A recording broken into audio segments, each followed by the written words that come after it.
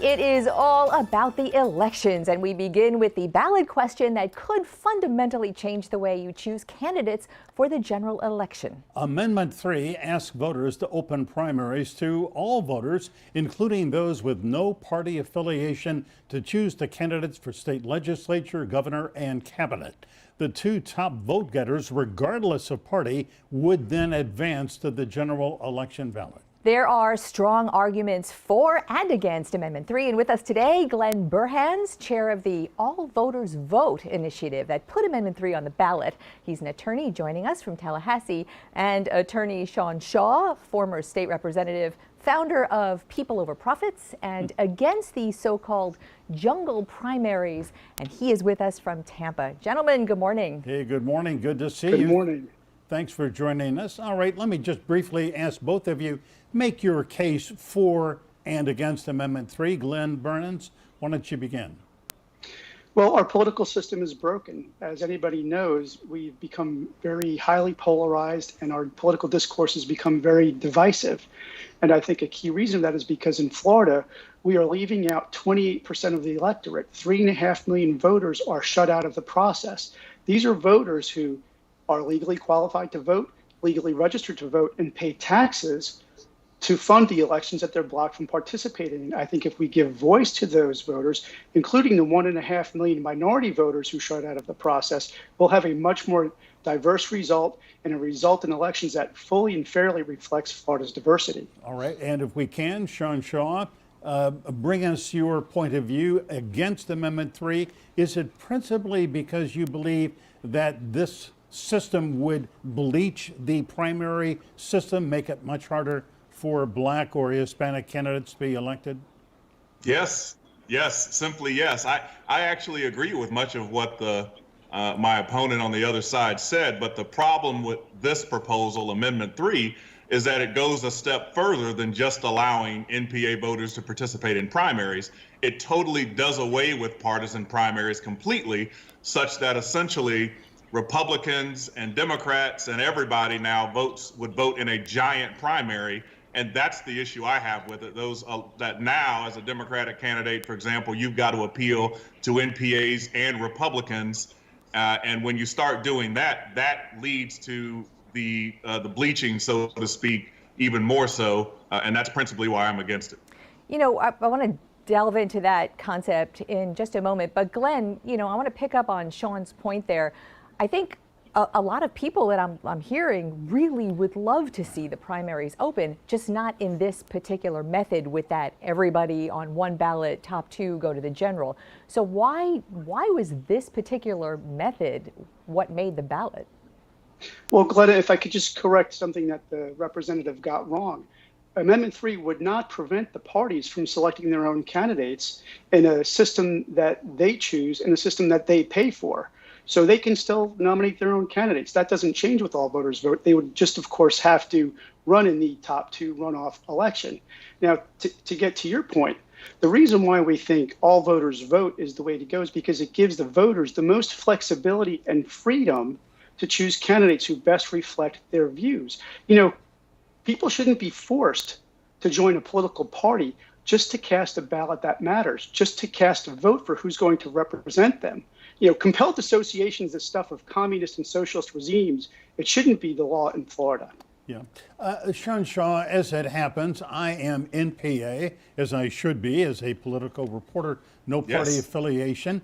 And I have to say, August 18th, I wanted to vote in this primary, and I could not. Don't want to make this about me, but what about the 3.7 million Floridians who are not a member of a party and get shut out of primaries? I mean, that simply strikes me and some people as almost anti-democratic. What do you say? No, I get that argument. I'll respond to it in two ways. One, some would say that if you want to participate in a party primary, you need to join a party.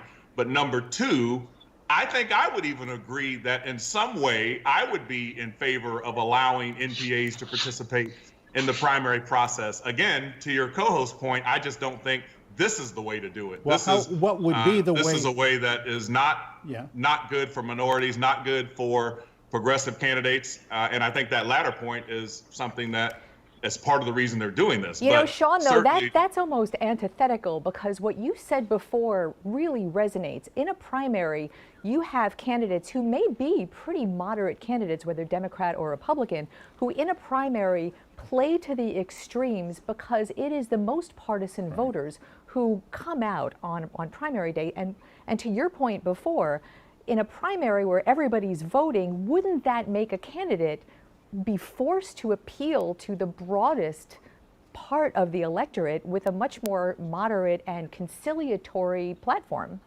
it probably would, to be honest. It would produce more moderate candidates. That is not a point that I'm going to argue. That I will concede that point. But it also is going to produce less diverse candidates. How so? Take us through that. You've got to think about both of those things. And you've also got to think about, listen, I'm a Democrat. I don't want Republicans choosing or having a say in who my person is that's going to advance to the general. I want to be the one that chooses that. That's a point that a lot of people are making. That's not how all voters vote works. Under this all voter vote system, the parties can still pick their own candidates. This is not about the parties. This is about empowering more voters to participate in the process. It's not just that we're talking about 3.5 million voters. We're talking about 1.5 million voters of color who are shut out of the process. So Glenn, 1.7 explain million that. Women voters shut out. Explain that if you would, because if everybody's on one ballot and everybody votes, how would a party still be able to pick its candidate? Prior to the all voters vote top 2 primary, the parties can do what they've done in other states. They could have nominating competitions or caucuses where they select their own candidates. The important thing is this isn't about the parties. The parties still have the ability to choose their own champions, but we will have a primary system where all voters get a say. And I think, only a politician would come up with the argument that disenfranchisement would result by adding 3.5 million voters to the process, or that minority access could somehow be harmed by adding 1.5 million minority voters to the process. That's just silly. Every person, every vote deserves equal dignity under the law, and that's all we're asking for with all voters vote. Yeah, Glenn, I'm not just a politician, I'm Black. And let me tell you this too, I've run for office statewide and here in a majority minority district.